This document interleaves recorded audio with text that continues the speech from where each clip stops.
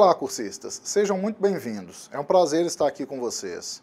Eu sou o professor Dr. Leonardo Finelli, psicólogo e pedagogo, e estarei agora com vocês com a disciplina de Gestão em Educação Profissional e Tecnológica, do curso de pós-graduação Lato Sensu, em Docência na Educação Profissional e Tecnológica, do Instituto Federal de Educação, Ciências e Tecnologia do Norte de Minas Gerais, IFNMG.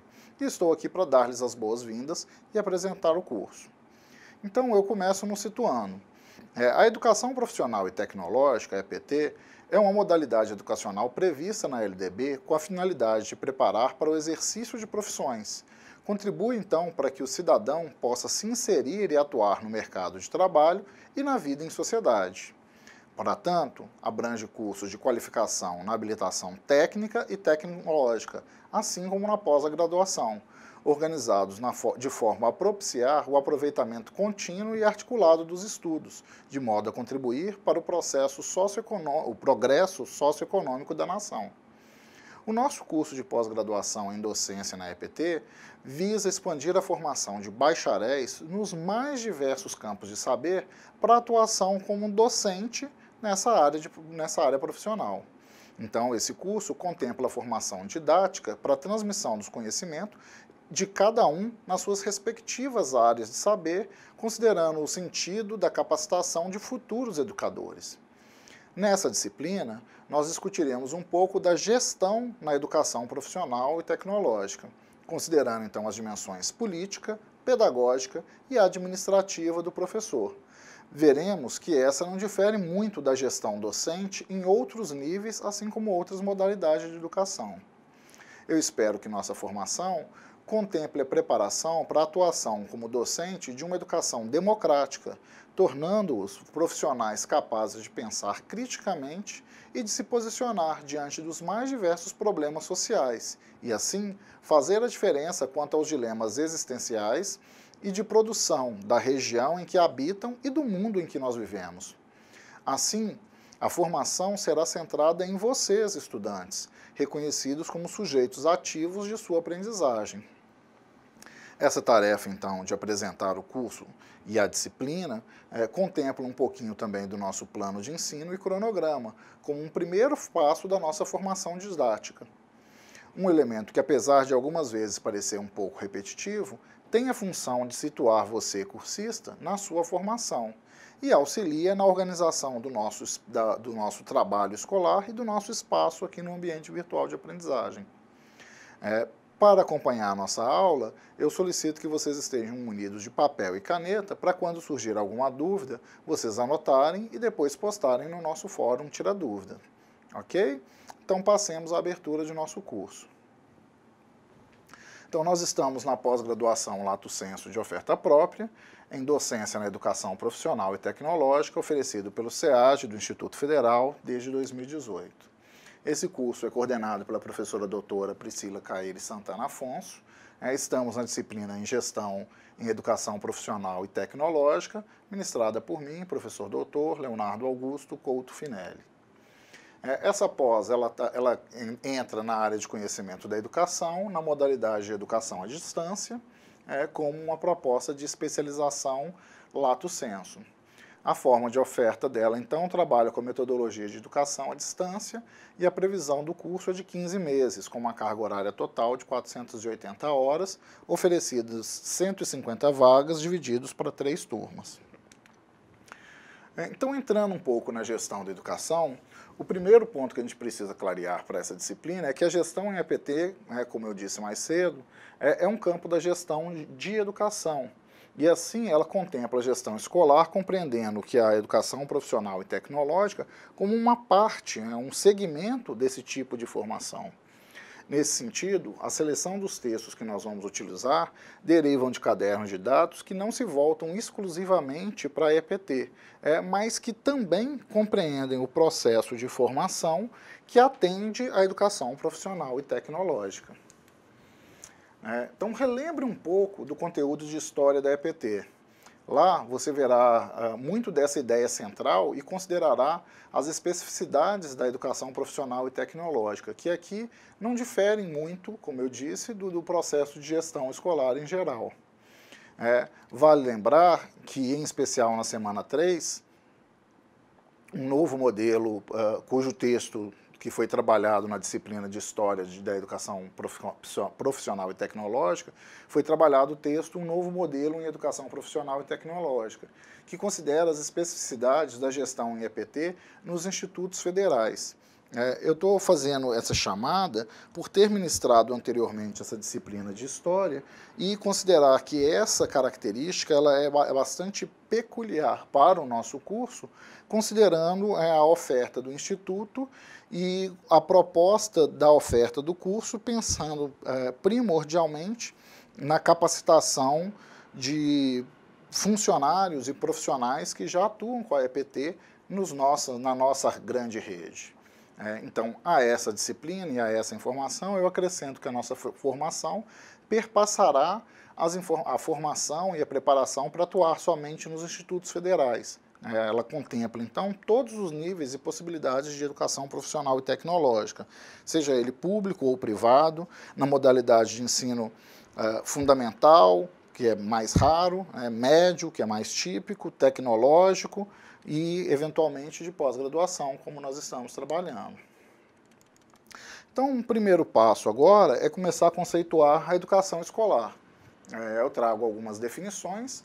A educação pode ser entendida como um processo de atuação de uma comunidade sobre o desenvolvimento do indivíduo, a fim de que ele possa atuar em uma sociedade pronta para a busca da aceitação dos objetivos coletivos.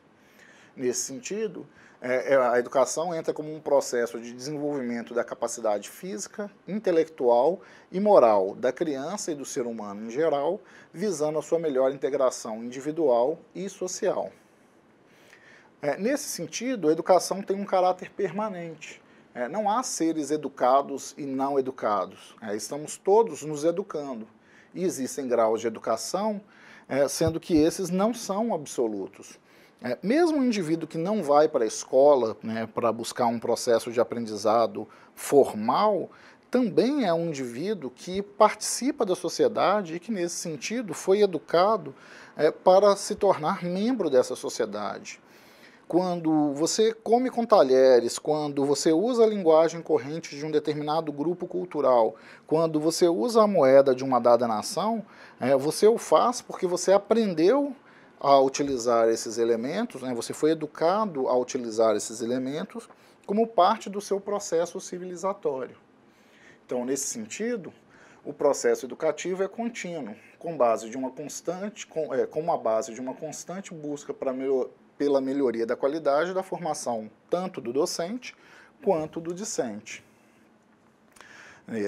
A ação educativa, então, implica em um conceito de ser humano, uma noção de ser humano, ou uma epistemologia de um mundo concomitantes que serão discutidos adiante na disciplina de didática e planejamento.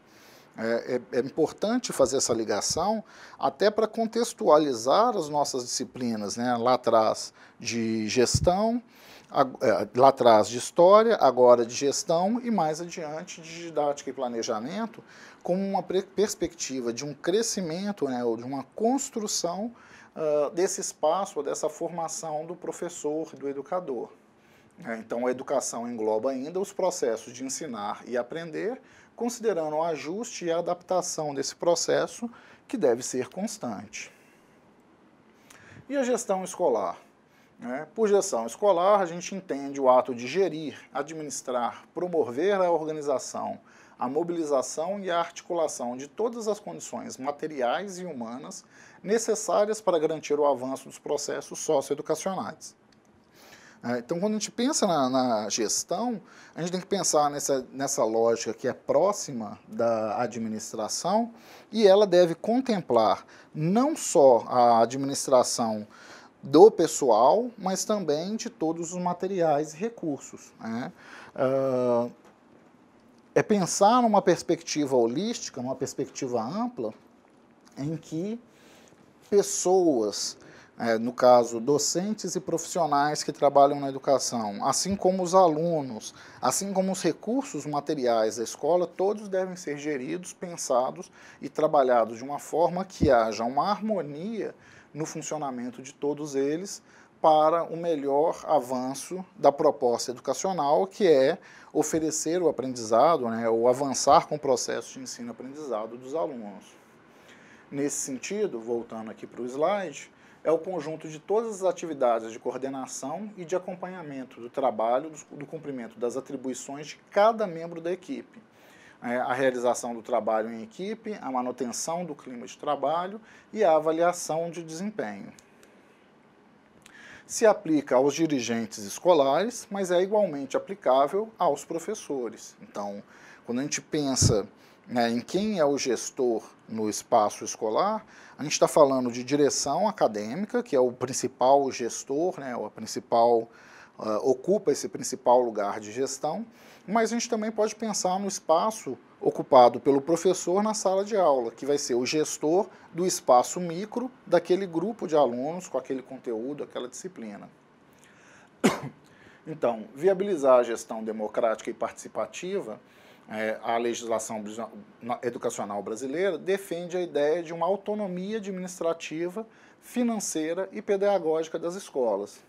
Então, nesse sentido, em especial nos institutos federais, que a gente tem regulamentação bastante específica e uma dotação orçamentária, cria-se um espaço de funcionamento institucional que deve ser pautado pela autonomia, mas em especial que considere uma gestão que seja democrática e participativa, de modo a atender às demandas da comunidade na qual ela está inserida.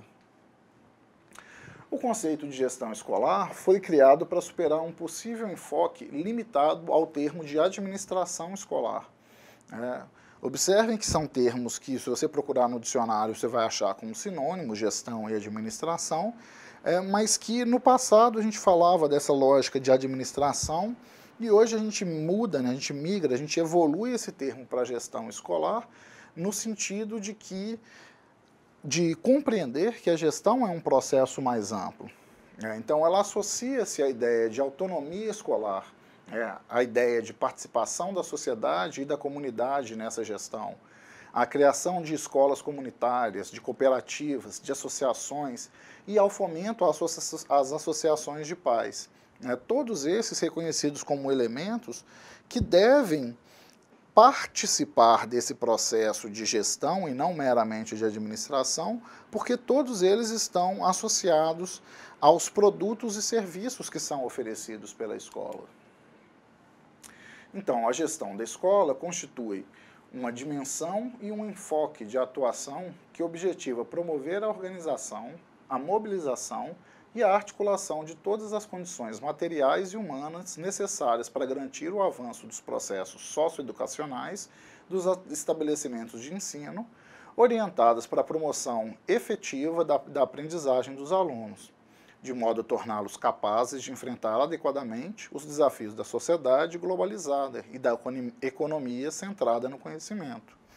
Eu gosto dessa ideia do Luck, porque ela nos traz a noção de que a gestão perpassa, né, como já disse, a administração, que ela foca-se nas condições tanto materiais quanto humanas para promover a efetiva aprendizagem e tornar esse processo um processo globalizado e que atenda à comunidade na qual a escola, a instituição, qualquer que seja ela, qualquer o nível que ela trabalhe, esteja inserida.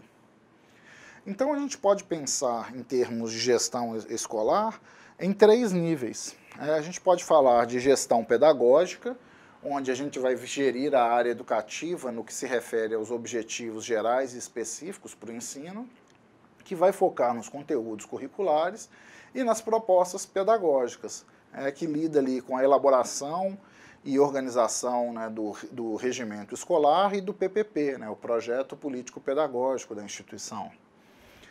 Visa também trabalhar com a gestão dos recursos humanos, que cuida dos alunos, que cuida da equipe escolar, que acolhe a comunidade, né, que, no sentido de entender que a escola está fazendo um trabalho satisfatório para atender a essa comunidade, e que lida, inclusive, com as questões de relacionamentos inter- e intrapessoais, considerando ali as relações entre os funcionários e a qualidade de vida desses funcionários e alunos, que participam da vida escolar. E consideram ainda a gestão administrativa, como era no passado, continua a ser, mas foi ampliada desses outros dois níveis.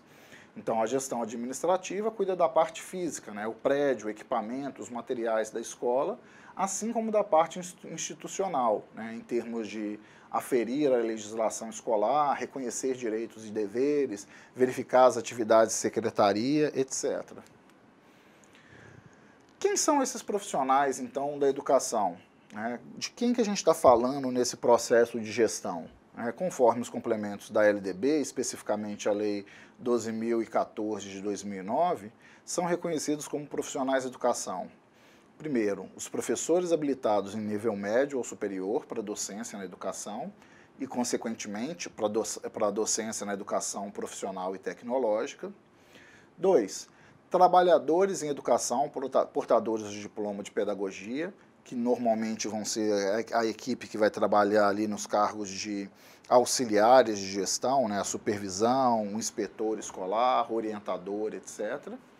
E 3, os trabalhadores de educação portadores de diploma de curso técnico ou superior em área pedagógica ou área afim, e em especial nesse grupo entram aí a maior parte dos professores na educação profissional e tecnológica que vão ter diplomas nas áreas afins, sejam eles técnicos, sejam eles de nível superior, acrescidos ou não de pós-graduação, mas que detêm uma competência técnica sobre um determinado espaço, um determinado campo do saber e que vão compartilhá-lo no sentido de promover a formação de alunos para o mercado de trabalho. Os profissionais da educação, então, as suas atribuições. Então, é importante ao gestor conhecer cada papel dos profissionais da educação. Eu acho que esse é um dos grandes pontos centrais dessa disciplina. Pensar a gestão em EPT, reconhecendo os papéis de cada um dos atores e cada um dos agentes dentro de uma instituição. Então, vou começar falando pelo diretor, ou o gestor escolar, que é uma pessoa que deve ter uma postura flexível e não autoritária. É comum a gente ouvir falar que a escola tem a cara do diretor. Claro, ele é a figura de autoridade máxima dentro da instituição. Mas se esse cara tem uma postura muito autoritária, a gente acaba tendo uma instituição que atende aos seus desígnios, mas não necessariamente seus desígnios no caso do diretor, mas não necessariamente atende a comunidade. Então ela pode ficar, por exemplo, esvaziada de alunos. Essa pessoa, esse profissional, deve aliar conhecimento, habilidade e jogo de cintura e até mesmo ousadia para ocupar essa vaga. Conhecimento porque ele precisa conhecer das questões de gestão escolar, de legislação escolar. Habilidade porque ele vai ter que lidar com grupos de pessoas dos mais variados tipos, professores, alunos, funcionários, pais, membros da comunidade. Jogo de cintura e ousadia para atender a esses diversos senhores de grupos muito distintos e que algumas vezes têm desejos, têm demandas também muito distintas. E ousadia no sentido de propor algumas estratégias que nem sempre atendem aos manuais, atendem a uma lógica mais ortodoxa, mais clássica de gestão. Essa pessoa também não deve se intimidar em termos de inovar, em se arriscar para obter sucesso nos seus empreendimentos. Pensar em gestão educacional, o papel do diretor em termos de gestão educacional, deve considerar necessariamente que nem tudo acontece conforme o planejado. Então, ele precisa inovar e alcançar estratégias que atinjam os objetivos do processo educacional ou as demandas da comunidade que nem sempre estão previstas nos manuais. Há uma lista enorme com as atribuições do diretor escolar que estão descritas numa lista que está disponível nas páginas 26 e 27 do nosso caderno didático, de um dos nossos cadernos didáticos, de uma das fontes que eu disponibilizei no material do nosso AVA. E esses contemplam a gestão da escola, como eu falei anteriormente, não explicitamente voltada para a gestão de uma escola em educação profissional e tecnológica, mas da gestão escolar, que se aplica também à gestão em EPT. Complementos a essa longa lista, vale frisar aqui que o gestor da escola ele deve agir como líder, pensando sempre no progresso de todos que fazem parte de sua equipe e desenvolver o potencial de trabalho de cada membro. Então, atuar como um gestor é mais do que ser um administrador. Um administrador, ele apresenta planilhas, ele considera demandas e necessidades. Um gestor, ele atua mais nesse aspecto de liderança, de atuar como um exemplo, de ser um modelo a ser seguido pelos demais membros da instituição. Então, pensando nisso, quais são as características de um gestor líder? Ele é facilitador e estimulador da participação dos pais, alunos, professores e demais funcionários na tomada de decisão e implementação das ações. Ele convoca a sua equipe, ele lidera, então ele apresenta propostas e ele é acatado, ele é ouvido por esse grupo, assim como ele ouve o grupo em termos de construção de ideias, de idealização de propostas. Para isso, ele precisa ser promotor de uma comunicação aberta, ele precisa estar aberto a ouvir esses membros participantes da comunidade escolar. Ele precisa de demonstrar uma orientação proativa. Existem inúmeras dificuldades no processo educacional e na gestão de uma escola. Não basta apenas ficar se lamentando, se queixando de que houve um atraso de verbas ou que falta um recurso A, B ou C. Mas sim pensar em como superar essas dificuldades. Ele é um construtor de equipes participativas. Vejam, se ele atua como líder, ele funciona como um espelho para os demais membros do grupo. Ele é um modelo motivacional para esse grupo. E, nesse sentido, facilita o seu papel na construção, na organização de uma equipe que atue com prazer naquilo que se propõe. Ele é um incentivador da capacitação e desenvolvimento dos funcionários e de todos os da escola.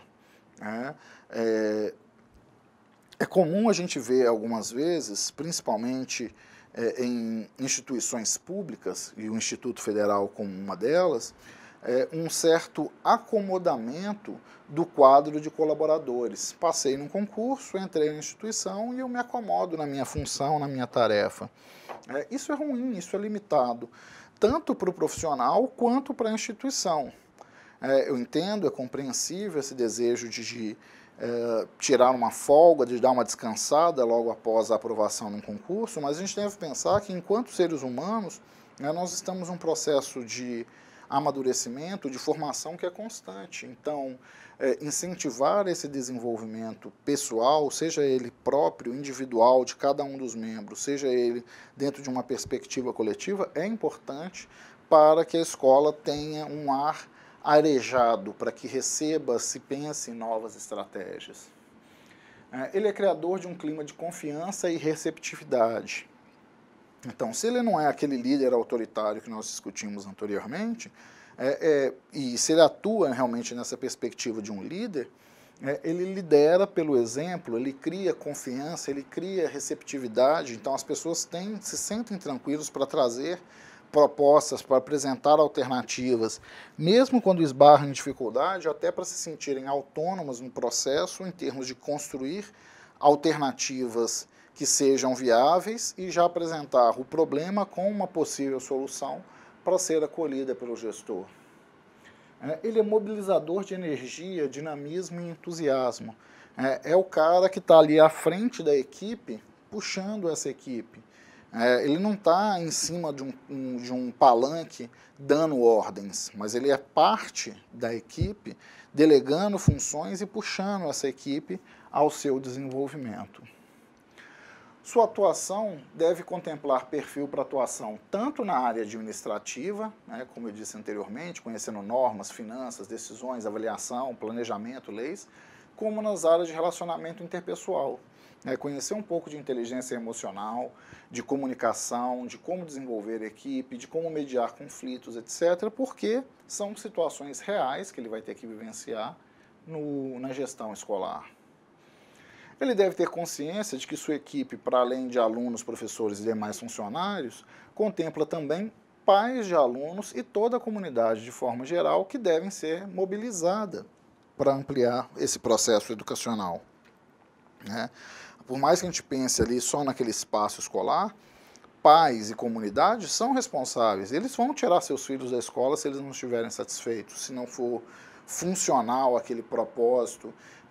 Um curso em educação profissional e tecnológica, ele vai ficar esvaziado se ele meramente for ofertado em um campus, em uma dada localidade, uma dada comunidade, em que não há aplicabilidade direta para aquele propósito, para aquela capacitação, para aquela formação. Ou quando esse curso, por exemplo, se torna um curso, vou chamar de mais antigo, em que já se formou um grande número de alunos, um grande grupo de alunos já passaram pelo curso e já se formaram, em que há, por exemplo, uma saturação no mercado de trabalho. Há uma necessidade de uma mobilidade em termos desses cursos para atender as demandas do município ou região. Um outro papel importante dentro da escola é o do supervisor escolar. E a gente precisa de ver esse supervisor como aquele que auxilia o diretor em termos de gestão. Ele, como pensa um termo, como se pensa o termo supervisor, é aquele que supervisiona, é o cara que tem uma visão mais ampla de todo o processo educacional. Ele tem uma visão global ampla do processo educacional. Necessariamente ele compõe o corpo de profissionais do magistério de uma escola, ou de uma gestão pedagógica de uma escola. Normalmente ele vai ser o responsável por coordenar as atividades didáticas e curriculares, assim como promover e estimular oportunidades coletivas de estudo. É ele que vai acompanhar ali, por exemplo, as reuniões pedagógicas, que vai ser o líder que vai ser responsável por pensar nas capacitações, por operacionalizar as capacitações da equipe. E nesse sentido, ele assegura a manutenção de estrutura ou regime de atividades na realização de uma programação ou de um projeto escolar, qualquer que seja ele. Necessariamente, então, o supervisor é uma influência consciente sobre determinado contexto, com a finalidade de ordenar, manter e desenvolver uma programação planejada e projetada em coletividade. É importante a gente entender que essa figura do supervisor surge num cenário um cenário sociopolítico, econômico, com uma função de controle. Eu estou falando aí da década de 70, onde a gente está falando de um governo militar e que havia essa necessidade muito premente do controle do espaço escolar. Odiernamente, atualmente, essa função ela pode ser repensada. Então, a supervisão escolar ela passa de uma supervisão escolar para uma supervisão pedagógica e caracteriza-se, então, com um trabalho de assistência ao professor, tanto no sentido de planejamento, acompanhamento, coordenação, quanto no sentido de avaliação e atualização dos processos de ensino-aprendizagem. Então, se antes o supervisor poderia ser reconhecido como um braço do Estado dentro da instituição para fiscalizar o trabalho lá realizado, ou para indicar um caminho correto a ser seguido, hoje ele é um membro da instituição que funciona como um colaborador em termos do auxílio do trabalho do professor, em termos de ser um facilitador do trabalho do professor. A sua função ela ainda é uma função política, mas agora ela passa a ser uma função sociopolítica e crítica, porque ele está auxiliando o professor e não mais ditando ordens para esse professor. Então ele busca, junto com o professor, minimizar eventuais dificuldades no contexto escolar em relação ao processo de ensino-aprendizagem. Pensem, um pouquinho distante da gestão em EPT, mas pensando na gestão escolar mais ampla, que a gente tem que lidar agora com escolas que são escolas inclusivas. Mas, então, mesmo na EPT, a gente vai receber, eventualmente, alunos com condições de necessidades educacionais específicas, e o supervisor escolar é um cara que vai auxiliar ali o professor em termos desse diagnóstico, em termos do reconhecimento, em termos de proposição de alternativas para que esse professor, esse docente, consiga acolher as mais diversas demandas desses alunos. Avançando, temos a figura do orientador, né, o orientador escolar, o orientador pedagógico. Então, historicamente, esse orientador ele tinha a função de encaminhar os alunos nos estudos e na escolha de profissão, sempre com um acompanhamento do grupo familiar. Era como se fosse o counselor que a gente tinha no modelo norte-americano, né, o conselheiro ou o tutor do grupo de alunos. Esse é o papel do orientador, ou pelo menos era o papel do orientador. Então, nesse sentido, ele auxiliava no processo de adaptação do sujeito ao meio, visando os problemas, reconhecer e trabalhar os problemas dos alunos, seus desvios e todos os comportamentos que perturbam a vida na escola. A partir da década de 70 também, 1970, ele se apoia num referencial psicológico e passa a reforçar a ideologia das competências e aptidões. E, nesse sentido, ele passa a atender também aos objetivos de qualificação para o trabalho a partir da sondagem das aptidões. Então, o orientador passa a assumir um papel de conselheiro vocacional, de aconselhador educacional, no sentido de pensar, de reconhecer os potenciais e de competências dos alunos para fazer indicações para o mercado de trabalho. Olhem como que essa lógica da década de 70 retorna hoje quando a gente pensa na educação profissional e tecnológica, com o direcionamento do aluno num curso ou em diversos cursos para a inserção direta no mercado. Sua função, então, ela é estabelecida a partir do decreto 72.826 de 1973, que é um decreto cujas atribuições, cuja função é mantida na LDB de 1996. Então, apesar do seu papel atual ser um pouco mais escasso, é preciso a gente entender que o orientador também é um educador. E, nesse sentido, toda e qualquer ação orientadora, ela é uma função, ela é uma atuação necessariamente educativa. O aluno que se vê angustiado, perdido, sem saber o que fazer, e hoje isso tem se tornado, com o avanço da sociedade, da tecnologia, da informação e da comunicação, mais e mais os alunos se perguntam se deve fazer um curso para ter um retorno econômico, para uma inserção no mercado de trabalho rápida, com um retorno econômico rápido, ou se ele vai fazer um investimento, por exemplo, a maior prazo, a longo prazo, em termos de fazer uma graduação, com uma especialização, um mestrado, um doutorado, cujo tempo de formação é muito maior, que leva a uma maior capacitação, mas um tempo maior, e que demora mais para ter esse retorno financeiro.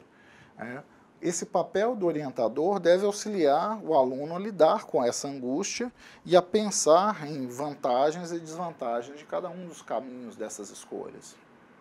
Então, ele tem por função mobilizar os diferentes saberes dos profissionais que atuam na escola para que essa cumpra a sua função, para que os alunos aprendam visando a inclusão de todos.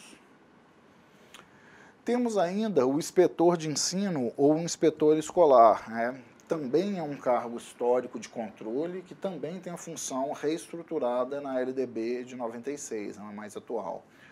Então, ele era um cara que tinha um conhecimento técnico e pedagógico, demonstrando uma preferência no exercício de funções de magistérios como um auxiliar de administração escolar ou na direção do estabelecimento de ensino. Em certa medida, e pensando isso numa construção histórica, o inspetor entrou na escola assim como o supervisor, com um papel de olheiro do Estado, em especial de um governo ditatorial. Então, ele era um olheiro do Estado do adequado funcionamento da escola. Hoje, com essa função de controle mais frágil, mais flácida, podemos dizer assim, o papel do inspetor, apesar de ainda ter um caráter de fiscal, ele é muito mais um papel de um fiscal para um apoio do adequado funcionamento da escola. Vejam que a partir da LDB de 96, sua formação passou a ser organizada em cursos de graduação em pedagogia ou em cursos de pós-graduação, ou seja, há uma preparação muito grande para o indivíduo que busca essa função de inspetor em termos do conhecimento de legislação de ensino, até para que ele possa auxiliar o diretor escolar em termos das suas atribuições. Então, a inspeção escolar é uma atividade de correção, auditoria, orientação e assistência técnica. Como eu disse anteriormente, eles são os olhos e ouvidos do poder público dentro da escola. Ele deve necessariamente, então, possuir domínio da legislação e ser um pesquisador e observador dos fenômenos de funcionamento da instituição, desde os fenômenos de ensino, das relações de abuso que podem acontecer entre alunos e professores, das questões de bullying que se dão entre alunos, avançando para as questões, por exemplo, mais administrativas, de pensar um caixa escolar, em pensar na dotação de recursos para a instituição, ou dotação de um quadro de funcionários para a instituição em função do número de alunos atendidos, de turmas matriculadas, etc. Atualmente, então, ele atua muito mais do que esse apenas um X9, digamos assim, de um fiscal do poder público. Ele atua agora mais como um conciliador, um orientador, um mediador dos conflitos de gestão. E deve necessariamente atuar com uma forma segura a partir de uma postura pedagógica. Como um grande conhecedor de leis, é o indivíduo que vai auxiliar o gestor em termos do que pode e o que não pode, em termos dos reconhecimentos da legislação para o funcionamento escolar. Assim como o diretor, tem suas funções previstas em legislação. No caso do inspetor escolar, a gente tem a Lei Estadual 15.293 de 2004, que transforma o inspetor escolar em analista educacional. Então, para nós, da educação profissional e tecnológica, vale ressaltar, que eu pensei lá na legislação, a seguinte competência: assinalar a relação nominal dos concluintes do curso de ensino médio, candidatos à obtenção de diplomas ou certificados de habilitação profissional, conforme disposto no 6º parágrafo da portaria do SAI. Mas vejam que essa função que a gente assume que é do diretor, efetivamente é de um membro que participa do processo de gestão escolar, que é o analista educacional ou o inspetor escolar, como é tradicionalmente conhecido, que é o responsável por cuidar das listas de formatura, que vai assegurar que os indivíduos concluíram todos os créditos, concluíram todas as disciplinas, foi aprovado com êxito, realizou, por exemplo, eventuais dependências, e organizar aquele histórico, aquela pasta escolar de cada aluno, no sentido de garantir que essa capacitação, que esse diploma, que esse certificado de habilitação está sendo devidamente oferecido a um profissional qualificado. A figura que nós conhecemos mais, o docente, entendido na amplitude do trabalho pedagógico em todas as atividades desenvolvidas no espaço escolares e não escolares. Então, o docente, o professor, é o cara que mais se vê dentro da escola. E é o indivíduo que o gestor, o diretor, precisa exercer um controle, mas que, ao mesmo tempo, como figura-chave do processo de ensino-aprendizagem, é o cara também que vai atuar como um gestor do espaço de sala de aula. Então, apesar dele ser gerido por um diretor, é ele que vai gerir a sua turma, a sua sala de aula. Assim como os demais cargos, suas atribuições são claramente descritas no artigo 13 da LDB de 96, que não diferem muito daqueles que estão apresentados no nosso caderno didático. Então, você pode pegar tanto a resolução que vai estar lá na bibliografia complementar, a LDB vai estar lá na nossa bibliografia complementar, quanto o texto base do caderno didático que nós estamos adotando, que vem com uma lista também bastante extensa das atribuições do professor. Esse cara deve ser autor de ideias e pensamentos, que busque respostas para as indagações e não seja um mero reprodutor de prática. Em EPT, né, em Educação Profissional e Tecnológica, mais do que na educação científica, é comum a gente atuar como um reprodutor de técnicas, como um reprodutor de conhecimentos, como aspas, ensinador de procedimentos e técnicas, fecha aspas. Então, o docente em EPT, como ele está com uma proposta de ensino bastante direcionada a um desenvolvimento de uma competência técnica, é muito comum que ele trabalhe com essa perspectiva pouco reflexiva e mais direcionada para o aprendizado de uma competência. Mas mesmo essa deve ser pensada de uma maneira crítica. Por que eu estou ensinando isso? Por que eu estou ensinando dessa forma? Por que essa disciplina acontece nesse contexto? Vejam, lembram lá na hora que eu comecei a aula falando do plano de ensino e contextualizando a disciplina no nosso curso? Quando eu comecei essa aula, fui falar lá da gestão, que é o foco da nossa disciplina, mas eu remeti à história e propus que ela é um link, né, um elo de ligação com a disciplina de didática. Então, o docente ele precisa ter essa clareza, ter esse conhecimento do processo amplo para lidar com o processo educacional de maneira adequada. O perfil do professor competente contempla habilidades na área do currículo, na área pedagógica, na gestão de sala de aula, no relacionamento interpessoal, assim como a competência escolar que nos é esperada. Então vejam que cada vez mais nos é esperado, enquanto professor, um conjunto de competências, em especial de gestão, que perpassam o mero conhecimento do meu conteúdo. Mais do que eu ter um diploma que eu me formei num campo A, B ou C, essas discussões que nós estamos tendo aqui nessa pós-graduação de docência em EPT nos auxilia a nos tornarmos docentes reflexivos, a pensarmos na nossa prática profissional e a criticarmos essa prática em termos de um significado para qual ela se aplica. Ao dar voz aos professores, a escola se vincula a um paradigma reflexivo, de ação e prática formativa, considerando as peculiaridades locais e, consequentemente, a própria cultura escolar.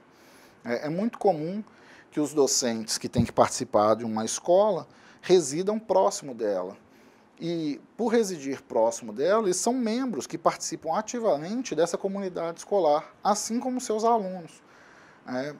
Por ter o contato direto com o aluno, por ter um contato mais direto com a comunidade, nós, docentes, acabamos sendo interpelados pelos desejos e demandas dessa comunidade.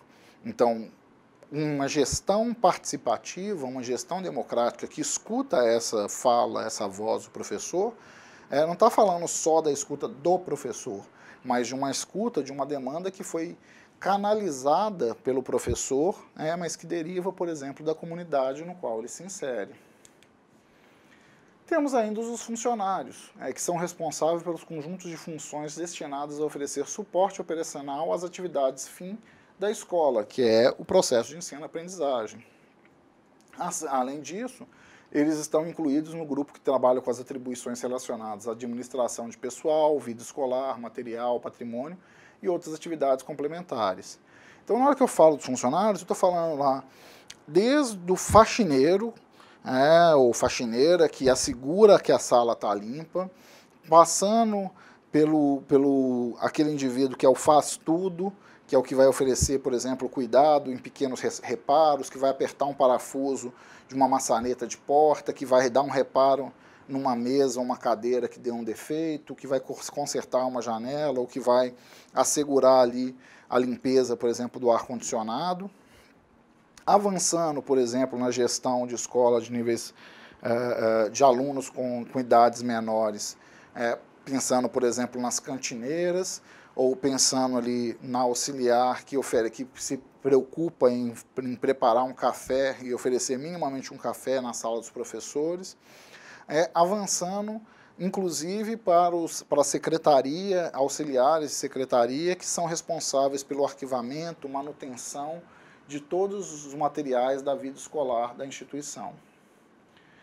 O CD, o caderno didático, foca no assistente técnico de educação básica, que é chamado de ATB, enquanto aqui a gente vai pensar um pouco mais na função do ATE, do assistente técnico de educação, que eu reforço, como eu disse mais cedo, tem funções bastante similares. Então você vai pensar ali em termos de um espaço de gestão, que o diretor é responsável por cuidar da gestão, por gerir toda essa equipe vasta.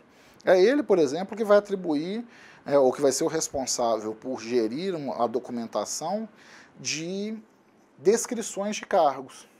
Quem deve fazer o quê? Quem é responsável por o quê? Qual é a função de cada um dos membros da escola? Não que elas não possam eventualmente se misturar, um profissional de uma área A não possa auxiliar um profissional de uma função B. Mas que os papéis sejam claramente reconhecidos até para que sejam atribuídas as responsabilidades e a gestão funcione. Então, pensando ali na função do assistente de educação, seja ele o básica, seja ele da educação técnica, a gente vai ter ali o auxiliar de educação, o auxiliar de secretaria, técnico de educação, assistente de turno, auxiliar de educação integral, pessoal da secretaria escolar, agora não previsto ainda nesse material, mas a gente já pensa também no professor de apoio, que entra ali com uma função de docente, mas também entra com uma função técnica, que é oferecer um suporte pedagógico para alunos com necessidades educacionais específicas. Então, a carreira do auxiliar de serviço de educação básica também contempla funções de ajudante de serviços gerais, oficial de serviços gerais, motorista, auxiliar de serviço, auxiliar de zeladoria, economato 1, contínuo, servente 1, prelista, servente escolar, serviçal, função pública, afinador de instrumentos, etc. Ou seja, todas funções que podem ser mais ou menos demandadas, que podem ser específicas de algumas instituições e não necessariamente existirem em outras, mas que dizem respeito à manutenção do funcionamento do espaço escolar. Avançando para a formação discente e participação da família na comunidade escolar, que é um outro ponto importante, a formação para a educação de crianças, adolescentes e jovens é uma tarefa muito complexa e que demanda um trabalho conjunto da escola com a família. Então, o gestor escolar, ele precisa pensar nessa integração da sua equipe, do trabalho escolar, com uma parceria da família e da comunidade escolar estendida, a comunidade na qual a escola se insere. Então, é necessária a participação ativa e efetiva dos pais para a efetivação do processo democrático da escola. Nesse caminho, esse é o caminho para atender as necessidades de democratização da sociedade, para entender de diferentes perspectivas sociais e modos de vida, assim como para prevenir o envolvimento da juventude com situações de risco ou de alta vulnerabilidade social. O jovem que não está na escola, por exemplo, ele é um indivíduo que está assujeitado a condições de vulnerabilidade social. O que ele está fazendo que ele não está na escola? Ele está em casa? Por exemplo, a criança falta, o adolescente falta durante uma semana porque ele apresenta uma condição clínica, por exemplo, dengue. Ok, é compreensível. Ele teve uma condição clínica mais grave, precisou de ser internado. Ok, também é compreensível. Mas isso precisa ser notificado na escola, porque são situações atípicas. Ou ele está em casa, matando aula, assistindo televisão, jogando videogame, ou ele está na rua, vadiando, mendigando, pedindo, ou ele está na rua fazendo uso de substâncias e por aí vai. Então, são todas situações que precisam ser pensadas em termos de uma gestão escolar. Então, cabe ao gestor, seja ele o professor da sua sala de aula, seja ele o diretor que vai pensar na instituição como uma realidade mais ampla, conhecer e reconhecer as realidades e especificidades de cada um dos seus participantes, dos participantes daquela organização que ele gere. Quanto aos conselhos escolares, a gente começa a pensar atualmente numa gestão de colegiada mais ampla.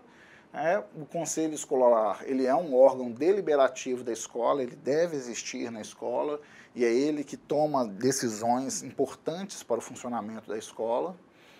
Ele deve ter a representação de todos os segmentos da escola, ou seja, todas essas funções que nós lemos anteriormente, diretor, supervisor, inspetor, orientador, docente, funcionários, alunos, e aí eu acrescento, alunos, pais e comunidade devem participar de um conselho escolar em termos de entender posições que têm demandas específicas para a finalidade da escola e que a negligência de um ou mais membros nessa função pode implicar em uma cegueira do funcionamento do conselho quanto a demandas específicas que podem não ser ouvidas ou pensadas pelo grupo que lá está.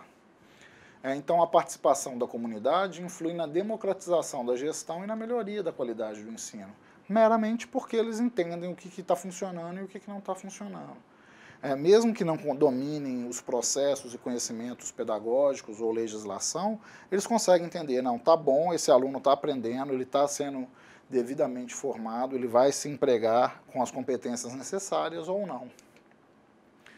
Então, a gestão escolar democrática se constrói não só com a participação da gestão, mas com a gestão da participação, no sentido de que não é só ter um membro lá que participa das reuniões, mas criar o espaço nessas reuniões do conselho para que todos possam falar, para que todos possam ser ouvidos e respeitados. Então, o conselho escolar é regulamentado pelo artigo 14 da LDB, e eu acrescento uma observação. A atuação dos conselheiros será restrita às reuniões do conselho, ficando vedada a interferência no trabalho de qualquer profissional ou aluno. Decisões específicas sobre contratação, etc., não são funções específicas do conselho. Assim como questões políticas que eventualmente acontecem na prática e que nem sempre deveriam acontecer, do ponto de vista da organização do conselho, tipo, uma discordância de um membro quanto a alguma posição a ser assumida pela instituição pode levar a um desprazer de um gestor quanto à atuação ou à manutenção daquele membro, tanto no corpo do conselho, quanto na sua manutenção na instituição. E isso é inadequado. Mas, enfim, é importante a gente pensar nessa função da gestão do conselho escolar como uma gestão que seja participativa, que dê espaço, como numa lógica política, de polis, não de partido político, mas de polis, para que todos possam participar de maneira ativa. E aí, avançando para o nosso final, os conselhos escolares devem ter compromisso fundamental com a construção de uma sociedade democrática. Nesse sentido, eles são o sustentáculo de projetos políticos pedagógicos, de PPPs, que permitem a definição dos rumos e das prioridades das escolas numa perspectiva emancipadora, uma perspectiva que considera os interesses e necessidades da maioria da sociedade. E aí, é bacana, um destaque que eu trago para vocês, é que os conselhos escolares são uma marca da democratização dos institutos federais e, paralelamente, uma marca da gestão na educação profissional e tecnológica.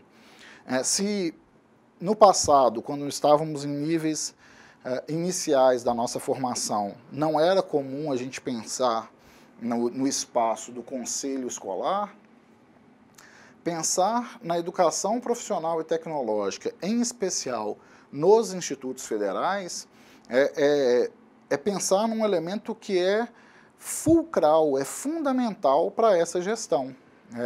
Os institutos, eles são idealizados, eles são pensados, eles são constituídos dentro de uma marca de gestão democrática. E, em especial, quando a gente pensa na formação que é oferecida pelos institutos na área da educação profissional e tecnológica, são os conselhos que vão ser os órgãos deliberativos de maior poder em termos de decisão de oferta, por exemplo, de cursos, ou de abertura de cursos, ou de eliminação de cursos, redução de vagas em determinados cursos, em função dos reconhecimentos das demandas da comunidade no qual o campus está oferecendo aquela formação. Bom, eu acho que por hoje é isso, né, pessoal? E eu digo que nós vamos seguir com a nossa disciplina, acompanhados tanto por mim, quanto pelos respectivos tutores presenciais e à distância. Além desse momento, nós teremos diversos fóruns relativos às semanas do curso, assim como diversas atividades avaliativas, tanto online quanto presenciais. Para que você tenha um bom desempenho, não deixe o material acumular.